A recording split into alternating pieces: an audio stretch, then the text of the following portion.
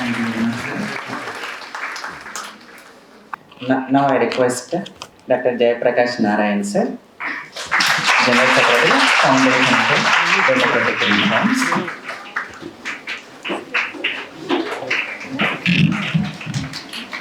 Please be seated. I am delighted to be here. I am saying it genuinely because I have no doubt in my mind, no disrespect to the menfolk here. Our girls and women are far superior to our boys. We are raising boys horribly.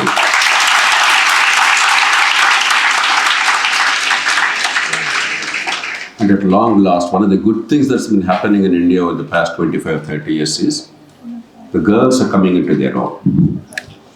And I'm delighted to come to a women's college, which is doing pretty well despite its relative youth, just 10, 11 years. I'm very happy to note that. And when I see your faculty and all of you, I feel enthused. I don't want to give a lecture because, typically in these fora, whoever stands here gives you a moral lecture to all of you.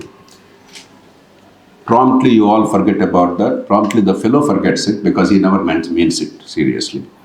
He never practices it. It doesn't help. Instead, what I propose to do is, let's stimulate our thinking collectively.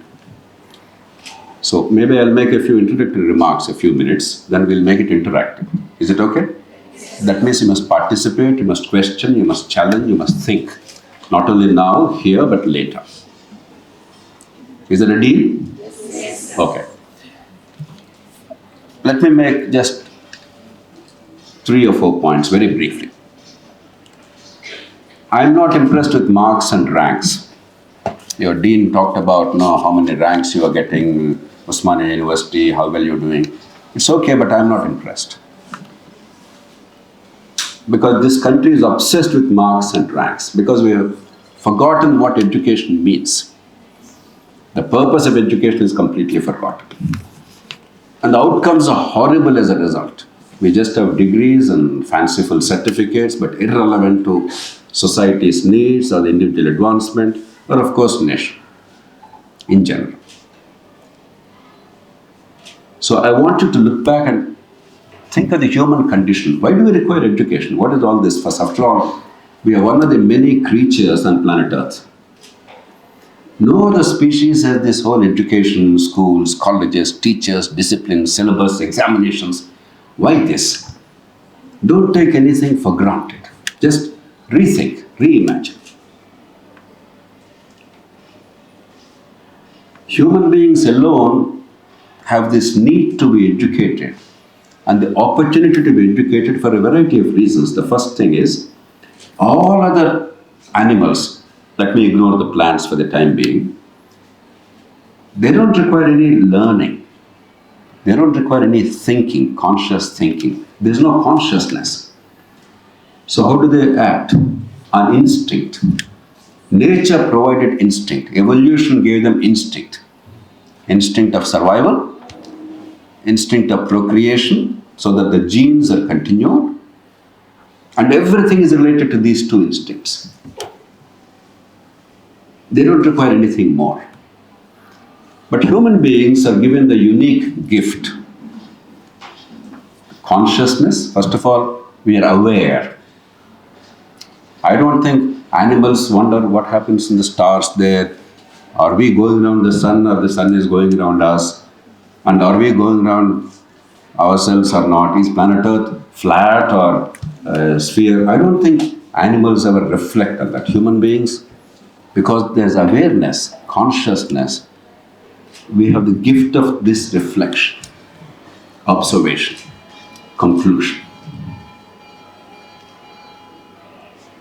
The second is, because of evolutionary changes, human beings alone require 15 to 18 years of child rearing. No other animal requires to raise its children, take care of them, so that they mature physically and mentally for so many years. None. Human beings are unique.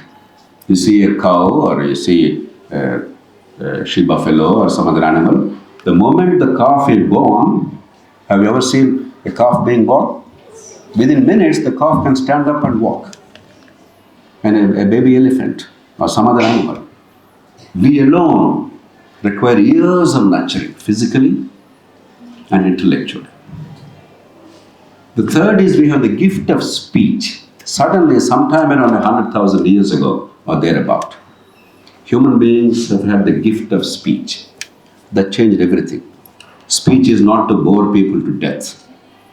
Speech is not to give moral pontifications. Speech is to learn, to communicate, to transfer your experience, your learning to others, the peers, and to the next generation. And therefore, over generations, there's accumulation of knowledge. No matter how great your teachers are, your parents are, your generation is far better than them because you have all the knowledge that they have. And then you add a little bit, you stand taller than them. Each generation is better than the earlier generation. This is the unique gift of human beings. We are not stagnant because speech and therefore transfer of learning. Now, education is a formal institutional mechanism to transfer this learning. So when you are in an education environment, not necessarily in a college, it may be reading a book, it may be later on in life, education is continuous. I spend probably 8 to 10 hours a day today studying something or the other. So much so, my telephone asks me every 5 minutes, are you a human or a robot? Because I ask so many questions, I keep researching. Every day, hundreds and hundreds, no, I'm not a robot, I'm a human, etc., etc. So inquisitiveness, constant learning, accumulation of knowledge, human beings alone have this propensity.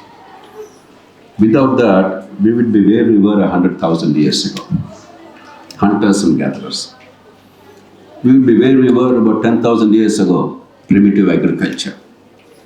We would be where we were about 400 years ago, some understanding of some logic, etc., but no understanding of machines and so on and so forth. We would be where we were about 100 years ago. We understood a bit of machines and a few other things, but we had no clue about the things that all of you are doing, electronics and the digitization and so on and so forth. So we are constantly evolving and progressing because of the accumulation of knowledge. So true education is about the transfer of learning for a purpose. The purpose being better at production of goods and services, making our lives comfortable. Don't ever lose sight of that. Much of our education is third-rate, disgraceful.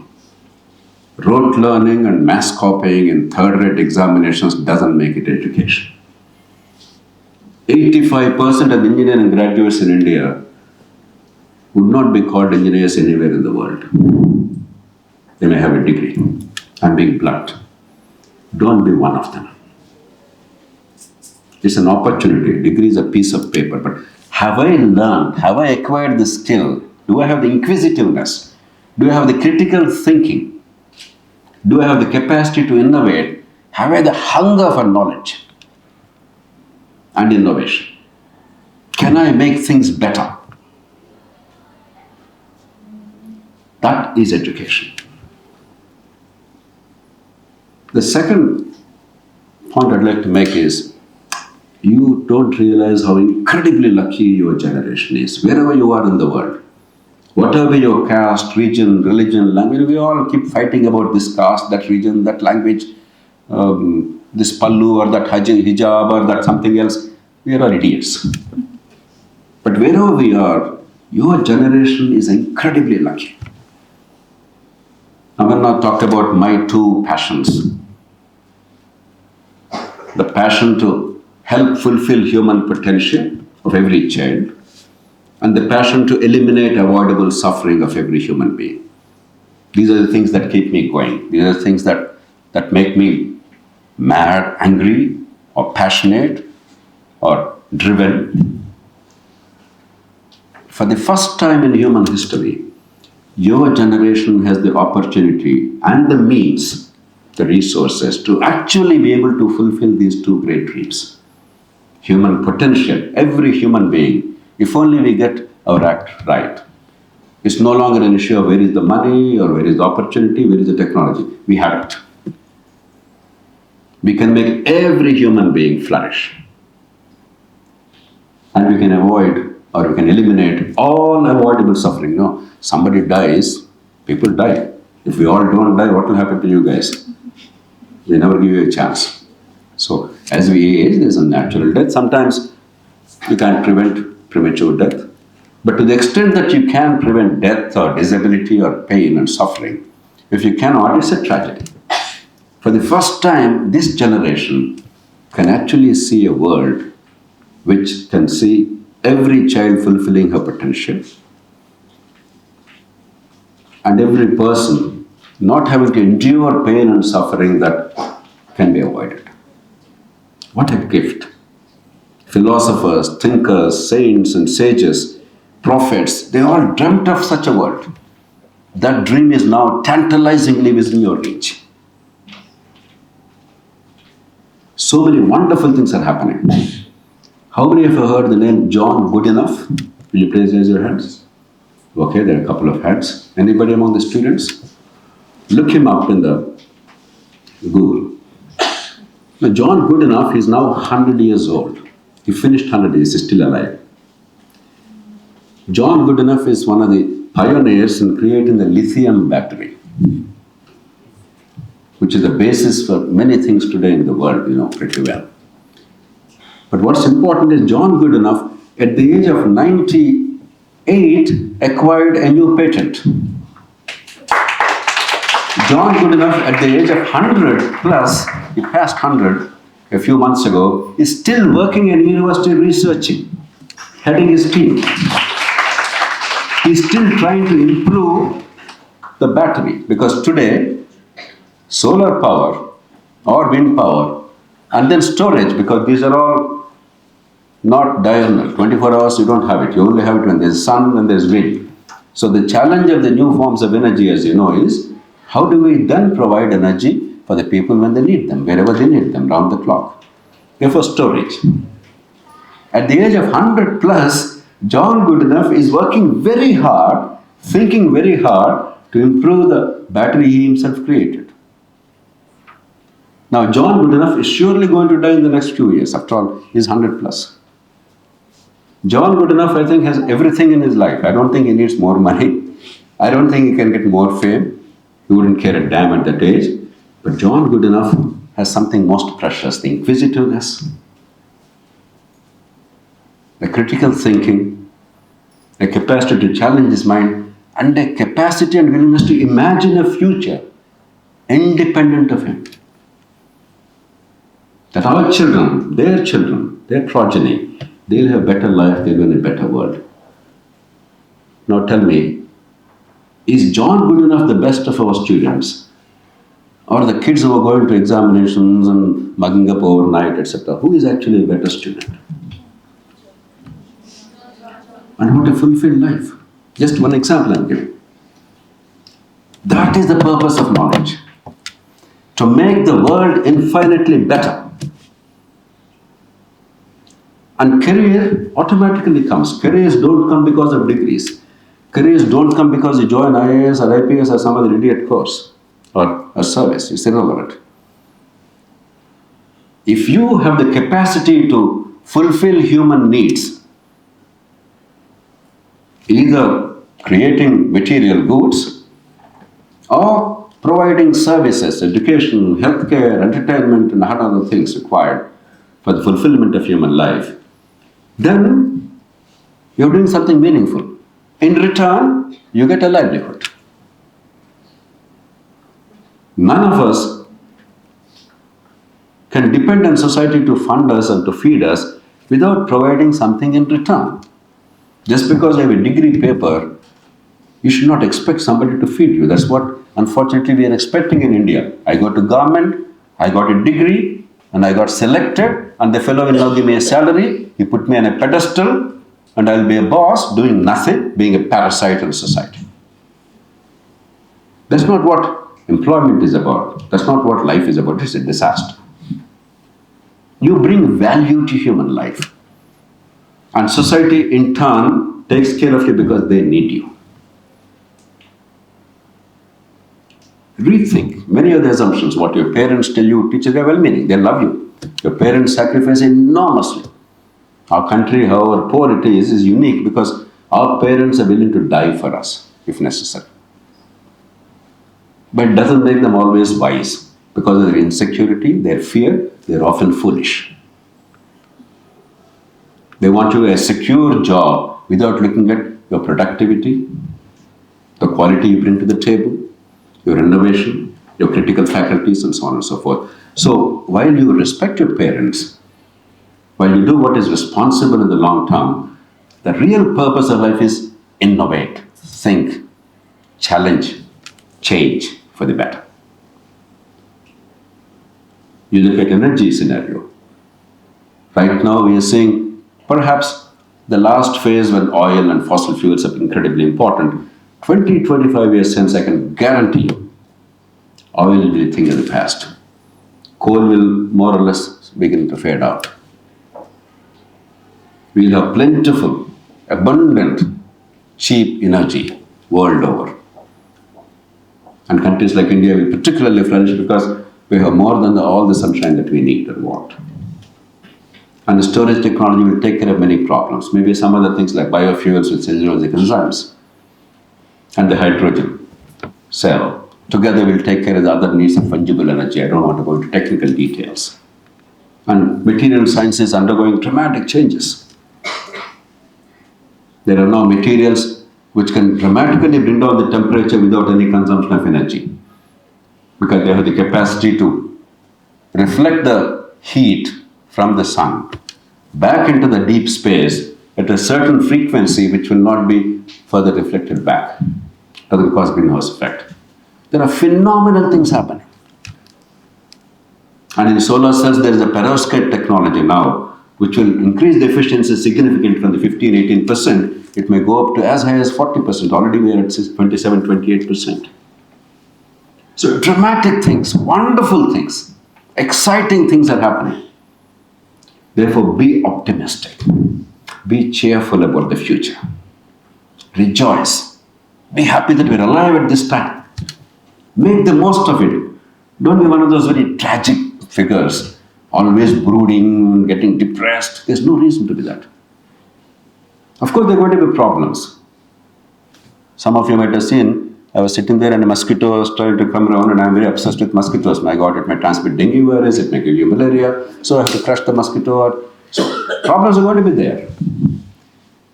But opportunities, improvements in life for yourself and those around you, phenomenal improvements. 25 years ago when I wanted to do research, I was traveling to 30 days a month, and I used to do a phenomenal amount of research, participation in gatherings like this all over the country, in the world, conferencing, writing, enormous amount of writing. I was doing about 4 or 5 columns a week. I was writing more than many professional writers in the world, and time was very precious. And I always took pride that when I said something or wrote something, there should not be any error. It must be accurate. So research. No possibility, travel. It was excruciatingly painful. Midnight, 12 o'clock, I used to sit in the library or something, do the research and do my writing at morning 4 o'clock or 3 o'clock. Today, wherever I am in the world, no worry. A flick of a button, all the research that I require is available. How much the life has become better. You can use this device for idiot things, which most of us tend to do most of the time. But you can make it a powerful tool to empower you. 25 years ago, this was unthinkable. Be optimistic. Be cheerful. It's a wonderful world you are in. A third broad point, and with that I'll close. Go beyond your field of technology. It's important. It's necessary. And remember, all technology is about, do you remember the principle of levers? No. 7th grade, therefore it's not necessary to learn. Right? Archimedes, the great mathematician, Greek mathematician and physicist, was once asked in a gathering like this, somebody asked him, Master, you're such a great scientist and thinker, can you move the planet Earth? He said, of course I can. They all thought he was insane because even now there is a prevalent belief in certain circles. If somebody is very intelligent, there's a chance that he's mad. In those days, it was a certainty. Somebody that much of a genius must be mad, fellow. So he said he's gone off his rocker. He said, no, I'm not mad. I can and I will move planet Earth, but subject to two conditions. Give me a place to stand upon. I cannot stand on planet Earth and then move planet Earth. And two, give me a long enough lever. Does not matter how heavy the object, as long as I can carry the lever, if I have a place to stand upon, the fulcrum. I may have to run 1,000,000 kilometers to move that big object by 1 millimeter, but I can move it. That's the principle of levers. He was absolutely right. However big the boulder is, a bright girl, when you're asked to move the boulder, you will not go and hit your head. You will not try and lift it with your bare hands.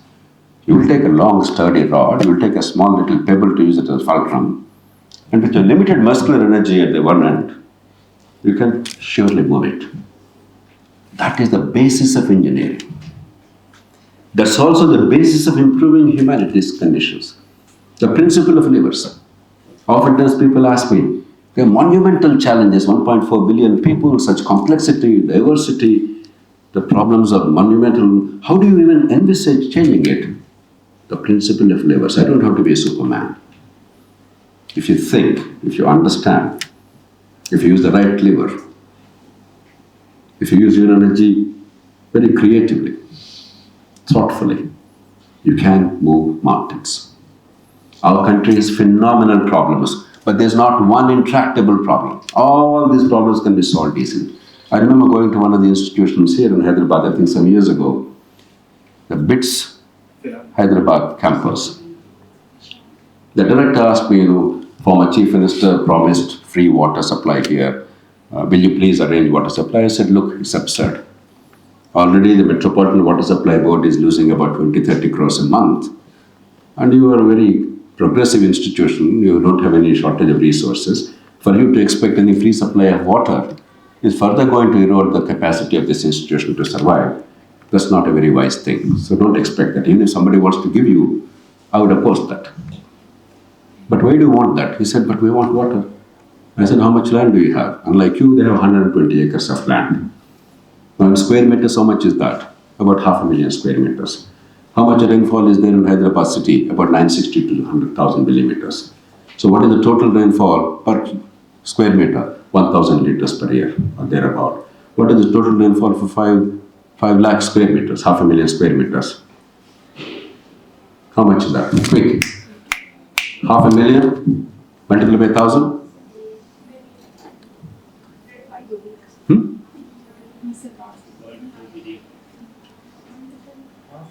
Multiplied by 1,000.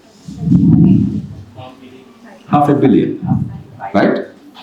That's 50 crore liters, 500 million liters. Now assume that 20-30% you are recharging, that's 150 million liters.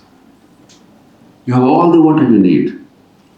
Nobody created water on planet Earth. Water exists. You harness it. Nature provides it. If engineers don't recognize that and work on that and say, Metropolitan Water Supply Board, please give me free water, and some other idiot says something else, you're being stupid. Then they started that. Next time they invited me sometime later, I asked them, they proudly told me, sir, now we have the water harvesting and all that, we're doing it. So that, go to Cherrapunji or Monseeram, the world's highest rainfall. The rainfall there is 10 meters, 20 meters, actually I think even more, 20 to 30 times our rainfall. Do you know in summertime there is no water supply there? What more can nature do? Nature is giving you mountains of rain. We are idiots not to use that water. And summertime you say there is no water, then you go to Narendra Modi or Chief Minister or somebody who says, water, pani, pani, pani. Or you go to the IAS officer, what will he do? Our business is, how do you harness nature better? That's an issue of technology. It's an issue of brains and management and collective effort. So there's not a problem whether it is physical or institutional. The 400 crores that was spent yesterday in that insane by-election, that's not democracy. That's not what any sane person anywhere in the world should want. You cannot pretend that that's the way things should happen if you want better life for yourselves. But how do we change it? Criticizing is easy. Abusing is easy. Why is it happening? How can it be changed? If you understand what is the change required, how do you now create an incentive for that change? What are the levers of change? So if you want to change the country, and all of us claim that we want to change the country, we have the obligation to understand the levers. And each of us, we can't all do everything big and grand, but in a small little sphere. Can you find a small little lever to make that change real, so that 1,000 more people can then benefit from that?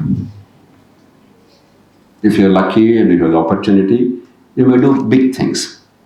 The governments and the prime ministers, if they're wise, if they care for the country, they do big things. Many of them don't. You don't have to be prime minister to do big things. The citizens, if they're public spirited, there are so many wonderful citizens doing remarkable things. Because more than the legal power, the influence you exercise because of credibility and knowledge and innovation oftentimes works wonders. Whenever I see such people, I'm in awe of them. There are so many wonderful people in this country. The challenge that I've taken on myself is, how do I create conditions to replicate that? If somebody is doing a great job here, can I make it happen across the whole country? What are the institutional mechanisms that make it happen? And without a single MP with me, I could make 3 constitutional amendments possible in this country. 91st, 97th, 99th. I have no problem. But the principle of levers, knowledge, understanding, creating a framework in which they have the right incentives, and persuade, use the power of the context. I could get 8 or 9 major laws in this country, 4 or 5 major policy changes in India. Is it enough? No. A lot more needs to be done. But the point is, you and I matter. If you know what you want, if you are thoughtful enough, if you use your education as a powerful tool, not a meaningless mass copying or rote learning, but actual empowering and understanding, a depth, insightful education. And if you have goodwill, you're not a cynic, you don't think everybody is bad, I'm the only good guy. It's a very stupid idea. There are so many wonderful people. So how do I bring people together? How do we give a persuasive argument? How do I become part of the solution rather than being a part of the problem? It may be a simple thing like water harvesting in your colony. It may be a big thing like a fundamental change in the structure of our society, the institutions of state, or politics of the country. But the principle is the same, the principle of levers. Talk will not deliver. These talks are important in order for us to come together, to think, to stimulate thinking. But that in itself will not change anything. So don't lose heart. This country is going to do much, much better. We're also going to mess up quite a bit. We are doing that. But that's democracy. But our challenge is, can our democracy function better? Can we be more harmonious? Can we be more functional? Can we be a little more thoughtful? Instead of short-term gratification, instant gratification, can we actually protect the future of our children? Can we build the future? Can we harness our resources very rationally, methodically, get the best outcome rather than some outcome? That's all a function of your thinking. The mind is the greatest asset we have. And then collective effort. We are all born into this community, that caste, this family. You and I cannot change it. None of you have chosen to be born in Hyderabad, in Muslim or Hindu or Parsi or some other community. You and I are born. It's given. But if that limits our imagination and vision, how stupid are we? How silly are we? We are actually shrinking ourselves because we are inheritors of all of mankind. its wisdom, its thinking, its literature, its culture, its art. And by limiting ourselves, our imagination to this community, or this caste, or this region, or this religion, we're actually humiliating ourselves. So can we think a little bigger? At least to the extent that it benefits us. I'm not even asking you to be altruistic. If I want my daughter to be well educated, I go to the best teacher. I don't go to my caste fellow if he's an idiot, right? If I want my family member to be under the knife, a surgery to be done, a life-saving surgery, I don't go to my caste fellow who is a surgeon. I go to the best surgeon that I can find. Why? Has caste disappeared? There is a bigger purpose than caste. I realize that my son's life, my daughter's education are far more important than the caste. So it's not moral lectures we require. It is a deeper understanding of what actually matters in life. So that harmony, if we can transcend these narrow domestic walls, as Tagore said. And again, to go back to Tagore's immortal poem, another line I'm very fond of, where the clear stream of reason has not lost its way into the dreary desert sand of dead habit. Tradition. I'm all for tradition. I love our culture, our tradition. But if the idiocy of the tradition, there are elements of idiocy, elements of nobility. If I take them both equally, the ignorance, the prejudice, the stupidity, ignorance, superstition, if I take that as my tradition, that is dead habit, where the clear stream of reason has not lost its way into the dreary desert sand of dead habit. If I still think that earth is flat, I'm an idiot. My tradition might have told me that. But that's one obvious thing, but there are so many things. If we cannot get rid of the idiocy, if the clear stream of reason does not guide us, evidence, logic, best practices, and our own sense of the collective future. So you only have these two things required. Harmony among us, a recognition that there is a common thread that unites us, and there's a common purpose and common goal that we all need. And two, an ability, while retaining the best of our tradition, being rooted, an ability to transcend this dead habit and allow our reason. That's what education is about. Reason to guide us, our actions, our thinking. That's all I ask of you. After that, what you do in your lives is your business. I'm sure, as bright young people seeking freedom, you will slowly come out of the shackles of caste and region and religion when you choose a life partner and 100 other things. But it's up to you. Some take longer, some do quickly. But at least this much, when the collective good is involved, can we forget this idiocy?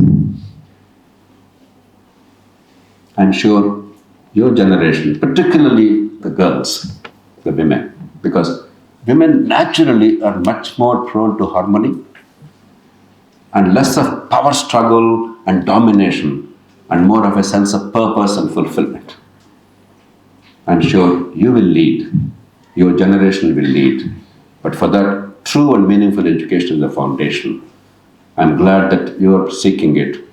So don't be too worried about marks and grades, but get the best out of this opportunity. You're in a fine institution. You'll make a huge difference to this country. Be optimistic and cheerful. I wish you all the very best. Good night.